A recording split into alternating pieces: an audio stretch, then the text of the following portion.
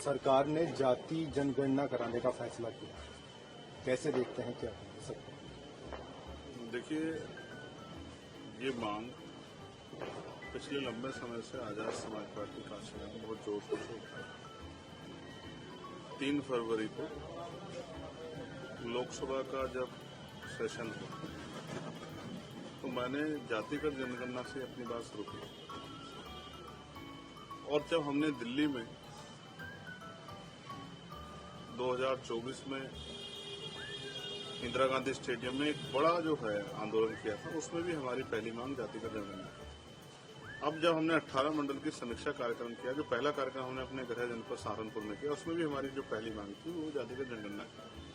हम जातिगत जनगणना की अहमियत को समझते और मैं ये मानता भी हूं कि अगर जातिगत जनगणना होगी तो उससे विशेषकर पिछड़े वर्ग की जातियों को बहुत सारी महत्वपूर्ण जानकारी उन तक पहुंचेगी और सामान्य वर्ग के लोगों को भी जानकारियां पहुंचेंगी कि उनकी संख्या कितनी है और उनके पास साधन कितने हैं, उनके पास एजुकेशन कितनी है, किसके पास ट्रैक्टर कितने हैं, किसके पास जो है खेती कितनी है, किसके पास नौकरियां हैं, सारी जानकारी लोगों के सामने क्लियर हो।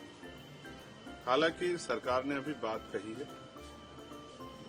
कोई डेडलाइन नहीं निश्चित की है कि इस डेट से करेंगे। बहुत बड़े पैमाने पे पार्टी के लोगों का यह मानना है कि बिहार इलेक्शन को, क्योंकि नीतीश जी ने पहले ही जो है बिहार इलेक्शन में जातिगत बिहार स्टेट में जातिगत जनगणना कराई थी जब इससे पिछला अलायंस था, और उधर स्टैलिन भी जो है वो उन्होंने भी अपने यहाँ भी जातिगत जनगणना काम को आगे बढ़ा है। तो ये भी माना जा रहा है कि चुनाव में बिहार के लोगों को ध्यान में रखते भारतीय जनता पार्टी ने ये एक जमुला जो है चुनाव को ध्यान में रखते फेंका। हालांकि मानता हूं कि अगर जातिगत जनगणना होगी तभी इस पे भविष्य में कुछ ज्यादा कहा जा सकता है। अभी तो ये भी तय नहीं हुआ कि उसमें जो है क्या क्या उसके किन किन विषयों को उसमें रखा जाएगा, उसमें आर्थिक आंकड़े जुटाएंगे, उसमें जो है ये इसको कब शुरू करेंगे और कब खत्म करेंगे, ये सब चीजें नहीं जुटाई गई। ये महत्वपूर्ण है और जब कुछ चीजें जो हैं सामने आ जाएंगी, उसके क्राइटेरिया सामने आ जाएंगे, उसके जो है सब्जेक्ट सामने आ जाएंगे, लिस्ट सामने आ जाएगी, तभी उस पर ज्यादा कुछ जो है कहा जा सकता है। लेकिन मैं फिर ये दोहराऊंगा कि आजाद समाज पार्टी की मांग थी और अभी सरकार ने जब जो है अपने यहाँ कैबिनेट में इस पर जो है प्रस्ताव पे मोहर लगाई। जब तक ये नहीं होती तब तक मैं मानता हूं कि इस पे ज्यादा बात करना और उसमें मैं जैसा मैंने कहा कि उनके विषयों की सारणी, क्योंकि 2011 में भी जातिगत जनगणना हुई थी। मैं 2 चीजें स्पष्ट कर देता हूं कि 1931 के बाद जितने भी कास्ट सेंसस हुए, क्योंकि ये हमारी सरकारों ने नहीं, ये ब्रिटिश गवर्नमेंट ने यहाँ शुरू किया था और उनके करने के पीछे कारण भी थे। इसका भी मैं एक उदाहरण आपको दूंगा कि जब ये 1935 में जो है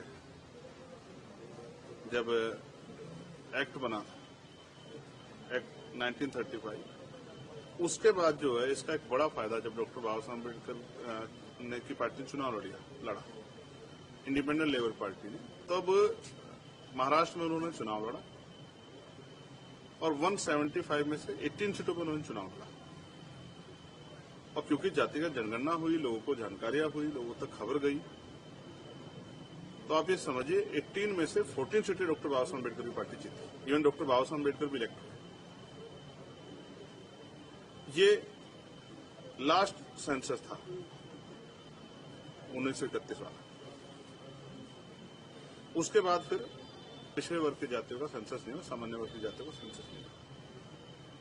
तो जब तक ये सेंसस नहीं होगा तो तब तक बहुत सारी चीजें क्लियर नहीं होगी। लास्ट 2011 में जो सेंसस हुआ और बाद में उसको कहा कि ये सेंसस नहीं था, ये सर्वे था। कांग्रेस ने जो खेल किया इसमें उन्होंने कहा कि हमने सोशियो और इकोनॉमिक जो है सर्वे कराया और सिर्फ SC/ST तक उसको सीमित रख दिया। तो एक खेल जो है SC/ST के आंकड़े आते हैं तो लोगों को लगता है कि भाई इनके पास ये है, लेकिन जब बाकी लोगों के आंकड़े नहीं आएंगे तो उनको इस पता ही नहीं लगेगा कि उनकी संख्या क्या, पाल की संख्या कितनी है, प्रजापति कितनी है, कश्यप, सैनी, मौर्य, शाक्य, कुशवाहा, राजभर, केवट, मल्ला की संख्या कितनी, जाट कितने हैं, यादव कितने हैं, गुजर कितने हैं, कुर्मी कितने हैं, पटेल कितने। जब तक ये जानकारी नहीं आएगी, सैन कितने हैं, विश्वकर्मा कितने हैं। देखो एक बड़ा खेल इस बात को समझो, 2011 में जो खेल कांग्रेस और उनके गठबंधन ने किया कि उन्होंने कहा और बाद में आंकड़े जारी नहीं किए क्या पता कोई ऐसा खेल तो नहीं, क्योंकि ये सरकार अपनी बात से बहुत जल्दी पलट जाती है। आज मोड़ लगाइए, अब तक बिहार के इलेक्शन के बाद कह दें कि भाई हम तो नहीं करेंगे, इसलिए भी। लेकिन महत्वपूर्ण ये है कि कोई खेल ना हो,